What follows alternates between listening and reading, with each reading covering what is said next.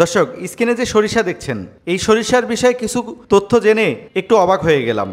তাই যারা ভিডিওটি শুরু করেছেন, ভিডিওটি একটি করে শেয়ার করে আপনাদের টাইমলাইনারে রেখে দিন, তাহলে বাংলার কৃষকের অনেক উপকার হবে। মাত্র 100 গ্রাম বীজ জমিতে রোপণ করলে 12 থেকে 15 মণ সরিষা উঠবে আপনার ঘরে। এক একটা গাছে প্রচুর পরিমাণে সরিষা ধরে আছে। এই সরিষা কিভাবে রোপণ করেছিলেন, রোগবালাই হলে কিভাবে ট্রিটমেন্ট করছেন, কোন সময়ে রোপণ করলে ভালো ফল পাওয়া যায়, সার্বিক বিষয়ে জানতে পারবেন। এই সরিষা যিনি চাষ করেছেন তিনি বলছেন দর্শকরা যাতে ভিডিওটা শুরু থেকে শেষ পর্যন্ত দেখে, তারপরে যেন আমাকে ফোন করে। এই কথার মানে হচ্ছে ভিডিওতে সকল তথ্য দেয়া হয়েছে। আরও বিস্তারিত জানতে ভিডিওটি শুরু করা যাক। দর্শক আসসালামু আলাইকুম। এই মুহূর্তে অবস্থান করছি চুয়াডাঙ্গা জেলার জীবননগর উপজেলার রায়পুর ইউনিয়নের সাথে মোল্লা নার্সারিতে। সার্বিক বিষয় জানতে হলে ভিডিওটা শেষ পর্যন্ত দেখুন। স্ক্রিনে নাম্বার দিয়ে দিব, নাম্বার নিয়ে ভাইয়ের সাথে যোগাযোগ করে এই সরিষার বীজ ক্রয় করতে পারবেন, পাশাপাশি এই সরিষা সম্পর্কে জানতে পারবেন। চলুন তাহলে হৃদয় ভাইয়ের কাছে যাই। ভাই আসসালামু আলাইকুম। ওয়ালাইকুম আসসালাম। কেমন আছেন ভাইজান? আলহামদুলিল্লাহ, আমি ভালো আছি। ভাই, এই যে আপনার আশেপাশে অনেকগুলা সরিষা দেখতেছি, এখানে কত শতাংশের মধ্যে আসলে কতগুলা বীজ লাগাইছিলেন? 70% 200 গ্রামের একটু বেশি বীজ লেগেছে। 70% মাত্র 200 গ্রাম বীজ, এইটা কি পুরো জমিতে ছিটাই দিয়েছিলেন? তা এই শস্যটা যদি কেউ রোপণ করতে চায় তাহলে অক্টোবরের 10 তারিখের ভিতরে রোপণ করতে হবে। আর যদি লেটে লাগায় আমার মতন জানুয়ারি চলে যাবে, ফেব্রুয়ারি চলে যাবে, পাকবে না, ফলন কম চলে আসবে। মানে এটা আপনার পাঞ্জাবের যে গবেষণাগার ওখান থেকে যেভাবে বলছে আপনাকে ওই নিয়মেই লাগাতে হবে।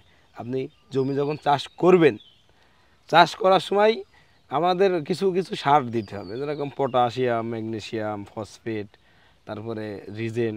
যদি কেউ গোবর সার দেয় দিলেও দিয়ে চাষ করলো জমিটা দিয়ে, আর 3 সাইজ দিয়ে লুটার দিয়ে সুন্দর করে জমিটা এবার 3 হাত মানে 2 হাত পর পর পিস, লাইন থেকে লাইন 2 হাত, গাছ থেকে গাছ 2 হাত, 2 হাত পর পর 2টা করে বীজ দিয়ে চলে যাবেন। মাত্র 2টা করে বীজ? 2টা করে। যদি একটা বীজ মিস হয় আর একটা বীজ ফুটে যাবে। কিন্তু আমি এই বছর আমি যে কটা বীজ দিয়েছি সে কটাই বেরিয়েছে। আমি গাছের গোড়া থেকে দেখেন একটাই গাছ আছে, বাদ বাকি গাছ সব ওটাই ফেলাইছি। আর এই সরিষার জাতটা আমি সংগ্রহ করেছি কোথার থেকে বা কিভাবে সংগ্রহ করলাম, এটা অনেকের প্রশ্ন থাকবে, আমি জানি। তা এটার প্রতি আমার একটা অনেক আশা ছিল যে বাংলাদেশের মাটিতে যদি আমি এই ধরনের সরিষা নিয়ে কাজ করতে পারি। সাধারণত আমাদের বাংলাদেশের যে সরিষাগুলো আছে এগুলো দেশি সরিষাগুলো 1.5 থেকে 2 মণ, খুব ভালো মানের হলে 5 থেকে 6 মণ।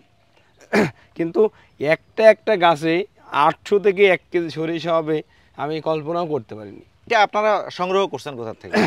এটা আমরা সংগ্রহ করেছি আপনার হচ্ছে বিকাশ দাদা, ইন্ডিয়া, নদিয়া জেলার থেকে। আমি ওনার 2023 সালের শেষের দিকে ডিসেম্বরে আমি যখন যাই তখন ছোট ছোট গাছ অনেক ঝাঁকড়া। তাই বললাম এটা কি দাদা, কি বললো এটা নতুন জাতের সরিষা, তোমাকে আমি দেবো পাকলে বীজ।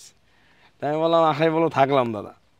তা বললো দেখো তোমার বাংলাদেশে যদি এই সরিষাটা তুমি কাজ করতে পারো, আমি মনে করি তুমি বাংলাদেশের জন্য খুব ভালো একটা কাজ করবে। এটা তেল বেশি হয় এবং 1 বিঘা জমিতে যদি খুব ভালো কৃষক হয় 3 ফিট বাই 3 ফিট যদি কেউ গাছ লাগায় তাহলে তার 1 বিঘা জমির থেকে 20 থেকে 25 মণ সরিষা হবে, 1 টন।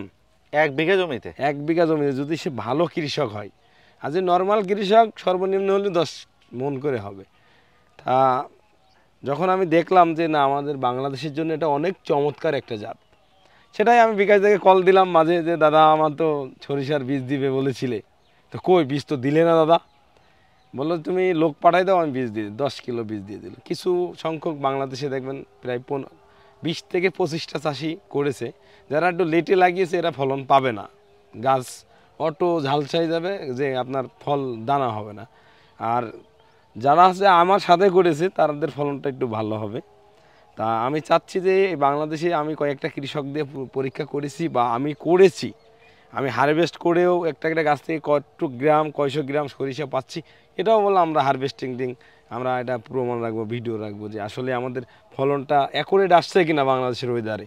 তারপরেও আমি যেটা মনে করলাম এই 4 মাসে একটা জিনিস আমি ফলো করলাম, এই সরিষাটা অক্টোবরের 10 তারিখের ভিতরেই লাগাইতে হবে যদি আপনি উচ্চ ফলনশীল জাত বা উচ্চ ফলন আপনি নিতে চান। আর যদি মনে করেন না আমি সাধারণভাবে বুনে দেবো, বুনে দিলে তাহলে আপনার জন্য দেশি সরিষা। আর যে সরিষাটা লাগাইতে পারবে, পরিচর্যা করতে পারবে, পিলি করতে পারবে, দেখেন এখান থেকে এক গাছের থেকে আরেক গাছের দূরত্ব হচ্ছে আপনার 3 ফিট, তাই মনে হচ্ছে যে আমি ঢুকতে পারছি না। আচ্ছা, একটা বিষয় বলবেন, আপনি রোপণ করলেন, জি, 2টা করে দানা রোপণ করছেন, রোপণ করার পরে এর মধ্যে সার পানি কিরকম দিতে হয়? আমি রোপণের পরে যখন আমার গাছ 2 ফিট হলো, গুঁড়াটা বেঁধে দিলাম, মাটি 2 দিকতে মাটি দিয়ে গুঁড়া যখন বেঁধে দিই। এটা কি আলুর ঘয়ের মতো বেঁধে দিচ্ছেন? হ্যাঁ, আলুর খয়ের মতন বেঁধে দিছি। এটাতে আমি যখন আলটা বেঁধে দিই তখন হচ্ছে টিএসপি, এমওপি আর বোরন বিভিন্ন ধরনের সার দিয়ে গুঁড়াটা বেঁধে দিই, দিয়ে 3-4 দিন পরে যে আমি সেচ দিয়ে দিই। মানে আমার মোট 3টা সেচ দিয়েছি আমি, আজ থেকে 10 দিন আগে একটা সেচ দিয়েছি, আর লাগানোর পরে যখন চারা ভালো বড় দেখা গিয়েছে তখন একটা সেচ দিয়েছি, আর মাঝে একটা সেচ দিয়েছি, এই মোট 3টা। তাহলে লাগানোর পরে শুধু 3টা সেচ দিয়েছেন? জি। আর এর মধ্যে সার কয়বার প্রয়োগ করছেন? আমি সার দিয়েছি 2বার সার দিয়েছি। আচ্ছা, কিন্তু আর একবার আমার দেওয়া উচিত ছিল, কিন্তু আমি আসলেই সময়ের স্বল্পতায় আমি দিতে পারি নাই। আচ্ছা, আর কিছু বিষয় আপনার কাছে জানবো। জি এই যে গাছগুলা দেখতেছি, ফল তো আমরা অনেক বেশি দেখতেছি, জি, এই যে কিন্তু ফল কিছু দেখেন। কিছু পাতা ফুটা হয়ে গেছে, আবার কিছু পাতা মরে যাচ্ছে। হ্যাঁ, এটার কারণ কি? এই যে যেমন এটা পুড়ে গেছে। আপনি একটা জিনিস দেখবেন, শীতের যখন আধিক্যতা কমতে শুরু করে, গরম যখন শুরু হয়, তখন জাপ পোকার একটা আক্রমণ পাওয়া যায়, বিভিন্ন ধরনের পোকা। আর এই জিনিসগুলো হচ্ছে শীতের জিনিস, শীতের ভিতরে উঠে গেলে এই সমস্যাটা আর আসবে না। আমরা যতটুকু পেয়েছি যে ছত্রাকের আক্রমণটা এখন বেশি হবে, যদি কেউ লাগায় বা যার আছে সে ফুল জমির থেকে দেশি সরিষার মতন ফলন পাবে। এটা লেটের জন্য না, এটা আর্লি করতে হবে, এবং এটার আমরা কন্টিনিউ বলে ওষুধ দিয়ে যাচ্ছি। এটার জন্য ওষুধ দিলেও কি গরমে ওষুধ দিয়ে কাজ হচ্ছে না, মানে এটা তো শীতের জিনিস, আমি যদি গরমে নিয়ে যাই তাহলে তো ফল পাবো না। এটাই আমাদের মেন লক্ষণ রাখতে হবে যে আমরা অক্টোবরের 10 তারিখের ভিতরে লাগাবো, 3 ফিট বাই 3 ফিট গাছ রোপণ করব। আচ্ছা, আর একটা বিষয় বলবেন, যখন মনে করেন যে এটা ফুল ধরা শুরু হয়, জি, তারপর দানা ধরা শুরু হয়, সেক্ষেত্রে ঝরে পড়ে যায় কিনা? হ্যাঁ, সেক্ষেত্রে পোকা লাগে। এই যে যেরকম জাগ পোকা লেগেছে, আমারও লেগেছে। আমি আজকেও ওষুধ দিয়েছিলাম, বৃষ্টির কারণে বন্ধ হয়ে গেছে, আপনি এসে দেখলেন। যে এই জাপ পোকাগুলো যদি আমরা দমন করতে পারি, চোষক পোকা চিনতে হবে, জাপ পোকা চিনতে হবে, এই পোকাগুলো যদি আমরা শনাক্ত করে যদি আমরা স্প্রে করি তাহলে আমাদের ফলন ভালো আসবে। আচ্ছা, এগুলি দমন করতে গেলে কি কি ব্যবহার করব? এর জন্য আপনি দিতে হবে ইমিটাপ দিতে হবে, তারপরে আপনার অ্যামামেকটিন বেনজাইটিড গ্রুপের ওষুধ দিতে হবে, সাথে অবশ্যই দানা করার জন্য ফলিকুড দিতে হবে। আর যদি কেউ 55 ইসি সাথে দিতে পারে, 4টা ওষুধ একবারে ককটেল বানিয়ে স্প্রে করে দিয়ে দেবে। আচ্ছা, বিভিন্ন ধরনের সরিষা জাত আমরা দেখি, জি, যখন মাথার উপরে ভারী হয়ে যায় তখন ভেঙে পড়ে যায়, মাটিতে নুয়ে পড়ে। না, এই ক্ষেত্রে যেহেতু আপনার এইটাতে অনেক বেশি ফল হচ্ছে, জি, একদম থোকায় এই যে থোকা এইটা ভেঙে যাওয়ার সম্ভাবনা আছে কিনা? না, এটাই অন্যান্য সরিষা দেখেন টেনে উঠে যায় বা কাঁচি দিয়ে কাটে, আমাদের এটা দা দিয়ে কাটতে হবে। সরিষা যদি আমরা হারভেস্ট করি তাহলে দা দিয়ে কাটতে হবে, তাহলে কত শক্তপোক্ত গাছ, যে যখন আপনি দা দিয়ে কাটতে হচ্ছে বাঁশের মতন শক্ত, সহজে ভেঙে যায় না। আমি দেখেছি আমার এই গাছ খুব হার্ডি, খুব শক্ত। কোন সময় রোপণ করব আর হারভেস্টের সময় কখন? আপনি যদি অক্টোবরের 10 তারিখের ভিতরে রোপণ করেন, 1 থেকে 10 তারিখ, তাহলে আপনার অক্টোবর, নভেম্বর, ডিসেম্বর, জানুয়ারি শেষে যে হারভেস্টিং হয়ে যাবে, আপনি ধান করতে পারবেন। আর যদি কেউ মনে করেন যে যারা ধান করবেন তাদের জন্য এই সরিষা না, অক্টোবরে লাগাইলে জানুয়ারিতে এসে আপনি ধান চাষ করতে পারবেন। যদি কেউ এক ভুঁই থেকে 3-4টা ধান নেবে তাদের জন্য এটা না, যারা 2টা ধান নেবে তাদের জন্য এই ফসলটা। আচ্ছা, এই গাছগুলোতে আর কোনো রোগ বালাই দেখেন কিনা? আমি এটাই এখন রোগ পেয়েছি, 1 নম্বর লেদা পোকা, জাপ পোকা, আর এখন লেটে ওয়েদারের গরম হচ্ছে যার কারণে ছত্রাকটা বেশি লাগছে। আর স্বাভাবিক যে আমাদের যে সরিষাগুলো হয় সেম, কিন্তু এটার সরিষা আমরা তো আলের পাশে দাঁড়িয়ে আছি, ভিতরে 7 ফিট 8 ফিট করে, মানে আমার তো দেখেন এই সরিষা বড় 6 ফিট 7 ফিট 8 ফিট। এটা কি আরো ম্যাচিউর হবে?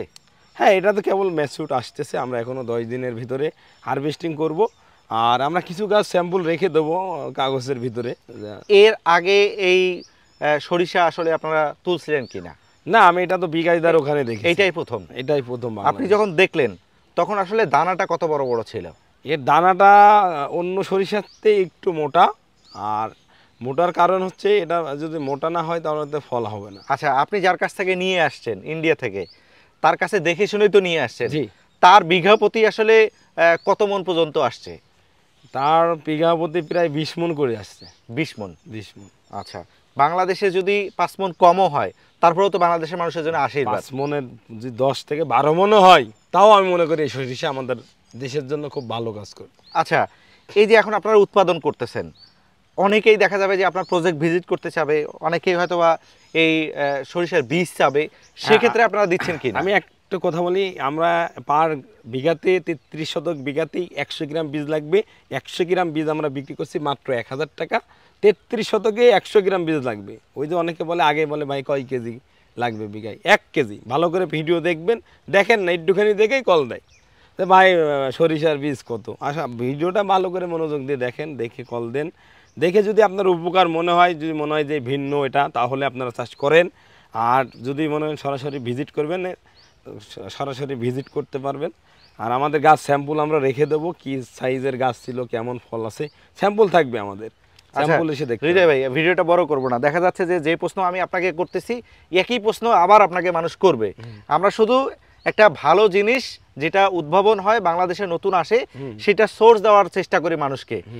যেহেতু একটা ভালো জিনিস উৎপাদন করতেছেন, সেক্ষেত্রে অনেকে প্রজেক্ট আসতে চাবে, আপনার কাছ থেকে বীজ সংগ্রহ করতে চাবে, সেক্ষেত্রে একটা ঠিকানার প্রয়োজন হয়। আপনি একটু আপনার নাম সহ ঠিকানাটা বলবেন দর্শকদের উদ্দেশ্যে। চুয়াডাঙ্গা জেলা, জীবননগর উপজেলা, রায়পুর ইউনিয়ন, মোল্লা নার্সারির ওনার হৃদয় মোল্লা।